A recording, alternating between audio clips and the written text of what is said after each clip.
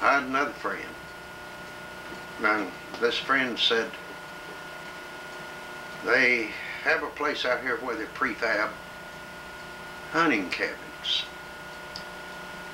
He said if you can find somebody who will take it out piece by piece to a lake for you, I'll buy you a hunting cabin.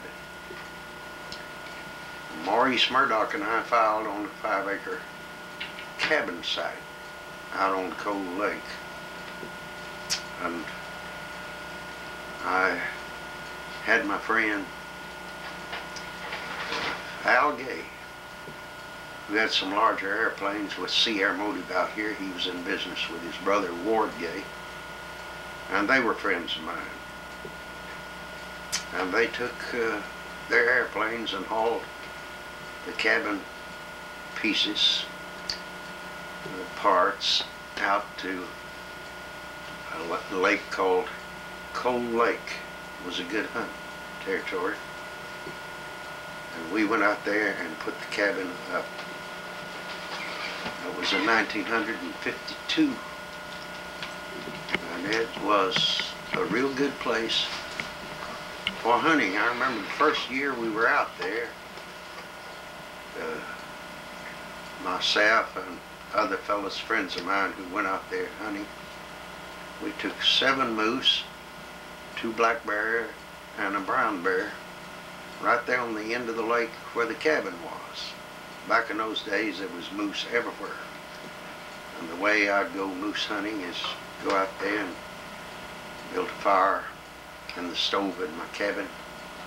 I had a little range like Grandma used to cook on, with an oven and everything, a little wood range. And that's what we'd heat the cabin with and what we would cook on. But I would sit by a big window we had in one side of the cabin, looking out over a meadow. Big window, big picture window.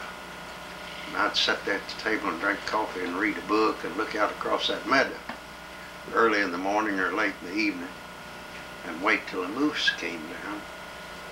Sneak around there and shoot him. That's the tough moose hunting that I did from time to time.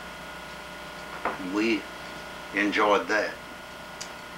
I grew up down in Texas where people had guns from the time I was a kid, when my daddy bought my brother and I an air rifle.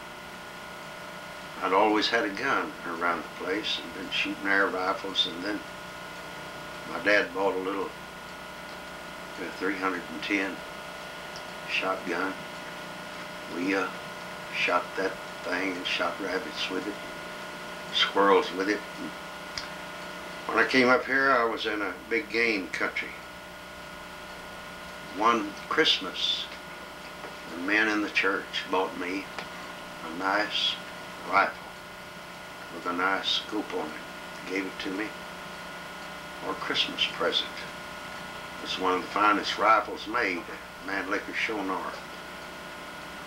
They manufactured sporting guns made in Czechoslovakia. They manufactured sporting rifles for hunters, big game hunters especially, for hunting down in Africa. They made 2 calibers for America, and this was a 30-06. And I still have that gun, and it's worth about 5 or 6 times as much now as it cost when they gave it to me, because when the Russians came into Czechoslovakia, they dismantled the plant and took it back into Russia to make armaments for their military, so that that Mannlicher rifle has become a collector's item in these days.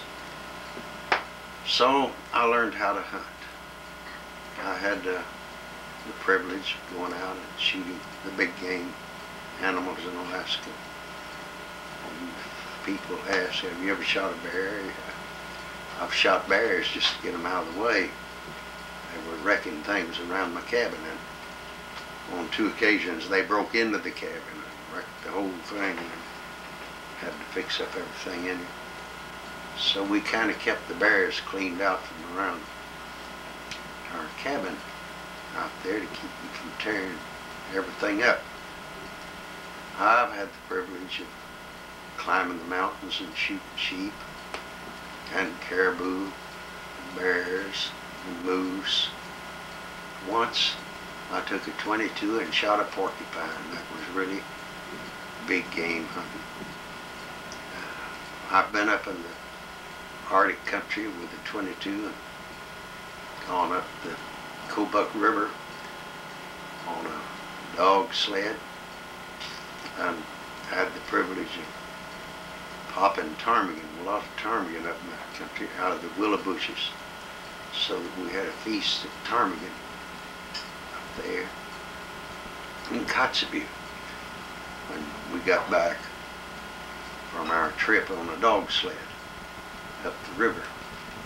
And I've had a lot of good times and things like that. It hasn't always been easy, but it's always been a lot of fun. A lot of folks say, you hunters, you're mean people, go out here and kill these poor little animals. I've got that bad news for them. Those poor little animals are going to die anyway. And I always brought the meat in and we ate it.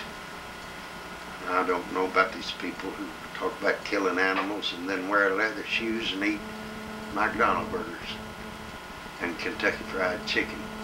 Something had to die for them to have that. And I always went hunting for meat. Now I had a family.